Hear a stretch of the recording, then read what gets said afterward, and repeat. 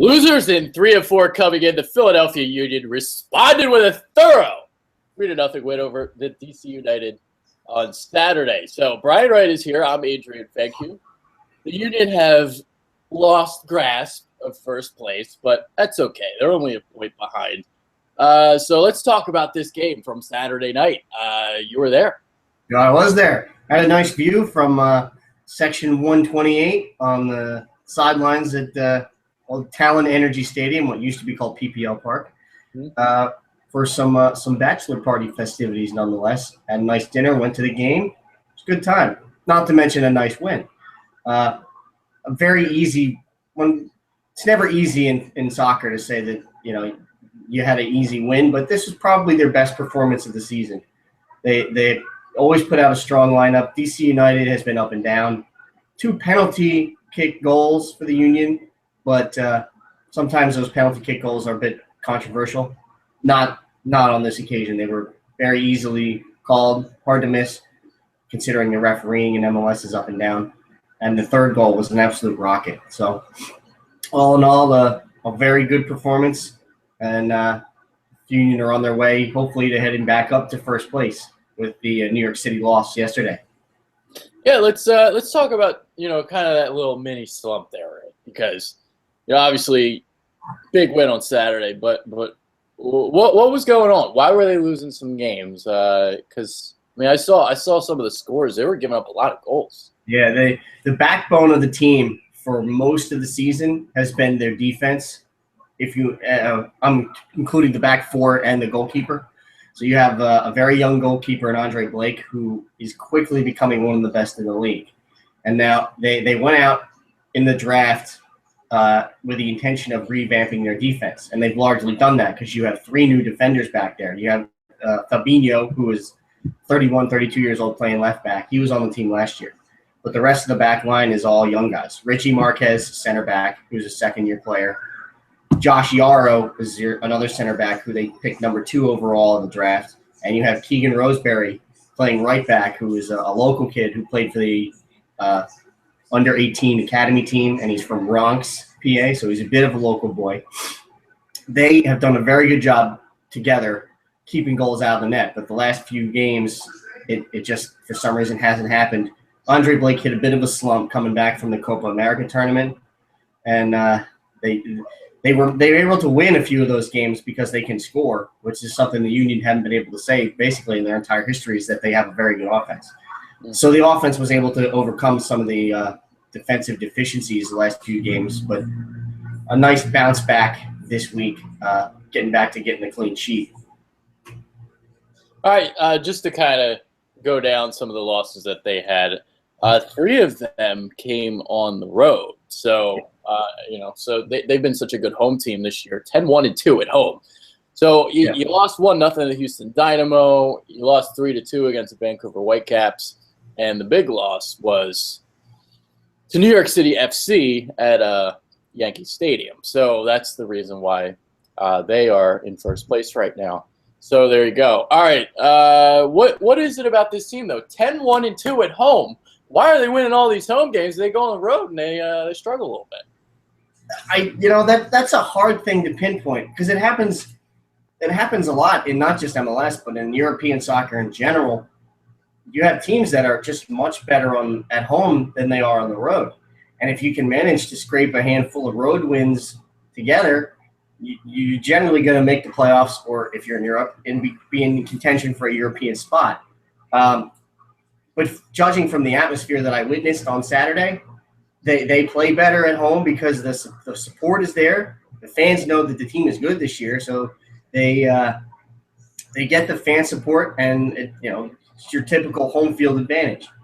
But they clearly step up their game when they're on home turf. They respond well to the crowd. They're very positionally sound, so you don't see a lot of mistakes, and they're able to create chances and get in the box and make things happen, which was what led to 2 penalty kick goals against United. And after you get that first goal, as you can, you watch it a lot of soccer. Once the team gets that first goal, they get a big momentum boost, and they usually go on and dominate the game for a little while before things kind of even back out. And that's what happened on Saturday. once the Union got that first goal, they got another penalty kick goal, and United had no answer. Ben Olsen said as much in the post-game comments. He basically said, one of the reporters asked him what happened to your team out there, and he said, we got dominated, specifically pointing to C.J. Sapong, the Union forward who came back from injury. He missed a few – that's why they were losing. He missed a few games with a hamstring injury. Olsen's comments at the end of the game were specifically directed at C.J. Sapong, saying he dominated us, and he did, even though he didn't score. Yeah, by the way, 10-1-2, that's for like all games there at where the Union play. I'm blanking. Talent Energy Stadium. Talent Energy Stadium. 7-1-2 in MLS play. I mean, it's crazy. Looking at some of these teams. New York City FC 3-3-5 at home. Right. So some of these other teams aren't as good at home. But then you look at the Western Conference. FC Dallas 7-0-3 at home. Colorado Rapids 7-0-2 at home. Real Salt Lake 5-0-3. LA Galaxy 5-0-4. So the top 4 teams in the West haven't even lost at home yet. So, right. And the home record for New York City FC is probably a little bit deceiving because, they haven't been good at home, but at the same time, that place is like Citizens Bank Park for soccer because they have to play at Yankee Stadium, so they can only really use the length of the outfield for the and it's a very, very small field, so it doesn't help them at all. You like to say that the small dimensions should in theory help the Phillies with hitting. Having a small field doesn't really help you. Okay. Let's see. Talk about Tranquilo Barnetta and Vincent Nogueira. Obviously, Barnetta filling in for Nogueira, who's gone. Talk about that a little bit. So it's a bit of an interesting situation because when the Union brought in Nogueira, he was quickly he quickly became a fan favorite because of his work rate, because he was a small guy. He came from Sochaux in France, where he played most of his career. He comes over to the Union a couple of years ago, has 2 very good years, but he had been injury prone, been in and out of the lineup. But you could see with him in there that they were just a much more fluid team. They were able to build attacks because he was able to sit in that number 6 spot, defensive midfield, and link plays. And he was having a great year this year. With him on the field, they were averaging almost a whole goal per game better with him in the lineup. And then for some reason, he just, I guess, wasn't feeling it. The team said that he had personal issues, so he had his contract terminated, which was kind of a kick in the gut to a team that had been in first place for most of the season. So with him gone, they took their other star player, Tranquilo Barnetta, who is a Swiss international, actually just missed making the Swiss Euro team. That's how good he is. So they move him from he usually plays like a number 10, the central attacking midfield spot. So they move him back into the spot that was occupied by Nogueira, and they really haven't missed a beat, which says a lot about the way this team builds a roster nowadays. Like how we talked about in the last Union show, the sporting director, general manager, Ernie Stewart, going out and getting the right pieces in place and being able to use them effectively. The fact that Stewart was able to keep both of these guys who were on the team previously and build enough depth around them so that if something like this does happen, it's not going to cripple the team. And it hasn't. They've had a little bit of a slump, as we've said, but they've been able to get back up and just trounce their opponent. Okay. So All-Star game for baseball, that's tomorrow. But MLS has an all-star game as well. Union sending 2 representatives, goalkeeper Andre Blake and rookie right back Keegan Rosenberry. So do you agree with the selections, and should there be a couple more all-stars on the team? The first part of the question, I absolutely agree with the selections of the 2 guys that were picked. Andre Blake, he had a little bit of a dip in form, as we said, after he came back from the Copa America tournament where he just kind of wasn't himself.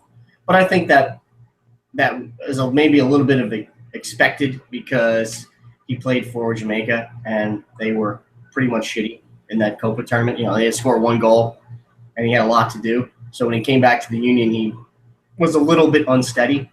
But if you've been watching the Union, he's good for at least 1 to 2 spectacular saves per game. He has won them games in situations where they score a late goal to take the lead.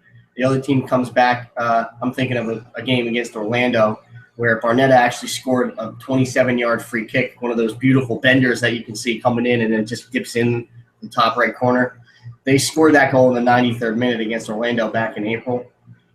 Orlando came right back with a chance in like the 95th minute, and he made an absolutely stunning save that kept them in the game. So he absolutely deserves it. Rosenberry is an interesting one because he's a rookie. He was drafted 3rd overall right behind Josh Yara, who is a very good center back but has been injured. So the Union had the 2nd and 3rd pick in this year's draft, and they took Rosenberry 3rd, which many people thought was a reach, that they should have gone for Brandon Vincent, who was taken by the Chicago Fire.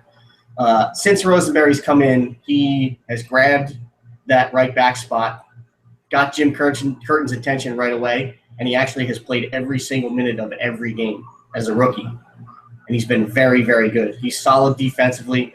He gets down his wing quickly and contributes to the attack, which is something former right back Shane Williams did well, but he wasn't that good defensively. So you have a player there in Rosenberry who is solid on both sides of the ball. Definitely well deserved.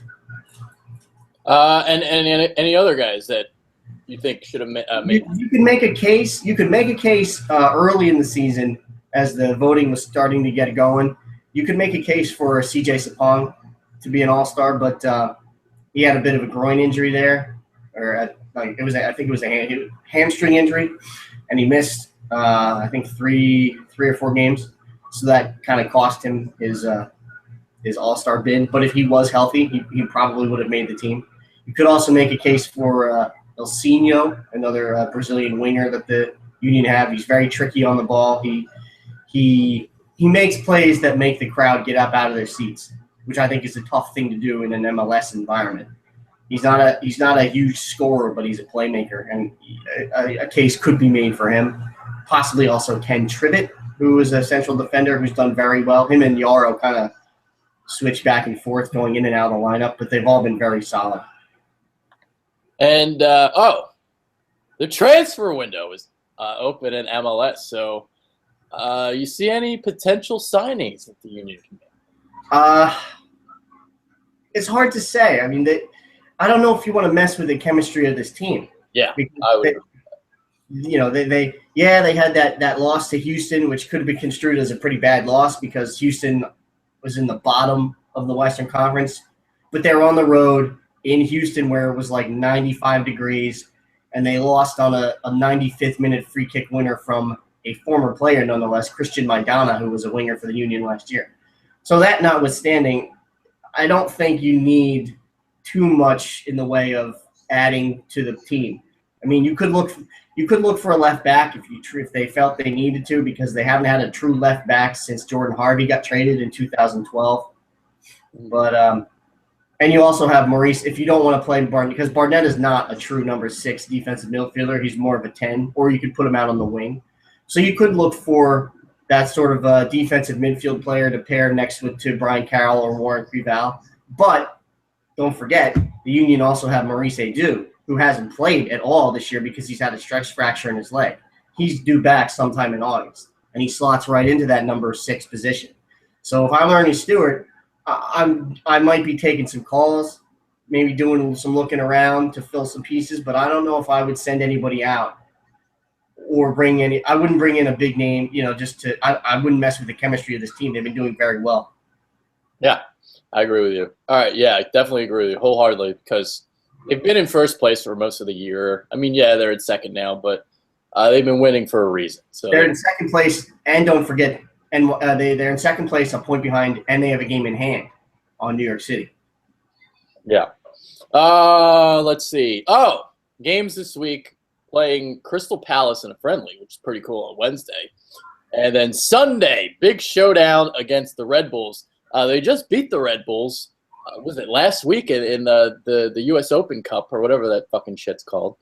And they beat them. So let's see if they can beat them again. I think that's going to be an interesting one because they haven't played the Red Bulls in league play this year. Like you said, they did beat them in the U.S. Open Cup, which was a good game because they actually fell behind in that game early, and they got 2 goals from Chris Pontius in the second half to come back and win.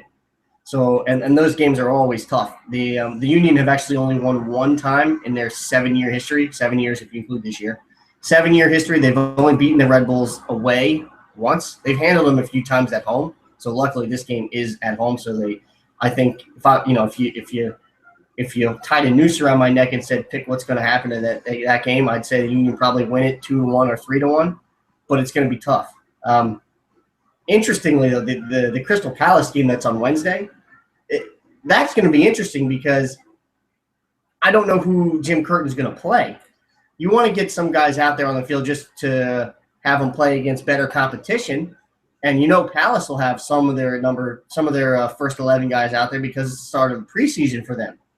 But you have to give the Union credit for being able to get these Premier League teams to come and play. Since the Union have started, they've actually had a lot of high-profile European teams come over and play friendlies. Since 2010, you've had Celtic, Manchester United, Everton, Stoke, Schalke came over in May a few years ago. Let's see. Who else did Villa? Aston Villa came. Did I mention them? Yeah. So they've had a lot of good competition. They played Real Madrid in 2011 at the Link. They probably lost all those games. They did lose. Actually, they beat Everton, if I remember correctly. They beat Everton. They've lost most of them, but I do recall they beat Celtic, but they did lose. They lost to Manchester United, but it was only 1-0. Yeah. But that expands the fan base, soccer fan base in this area because you're going to come, you get to see your team and you get to see usually a very high caliber English team. All right. So that's pretty much wraps it up for this show. We got good content out of this one. I wanted to get at least 10 minutes. We got like 15 to 20, so that's pretty good shit. Any final what's that? Told you we always go over the time limit. Yeah, well, I always get time goal. Yeah. So any final thoughts before we get out of here? Because for the viewers, we're doing another show. We're going to talk Euros. So got anything to say? Nice win by the Union on Saturday. Nice, great atmosphere. I had took some of my brothers and a couple of my cousin and my buddy from college down to see the game. That was only their first or second time at the Union games, and they had nothing but good things to say about the stadium and the atmosphere, and they really enjoyed it. So if you haven't gotten down to a Union game at all this season, do yourself a favor. The tickets aren't that expensive, and it's good. It's a good family event. There you go. So for Brian Wright, I'm Adrian Fedke. Make sure you go to the Union game. It is a lot of fun. I've been there. It is a lot of fun. For that, we are out, and we'll be back in a couple minutes. Peace. Peace.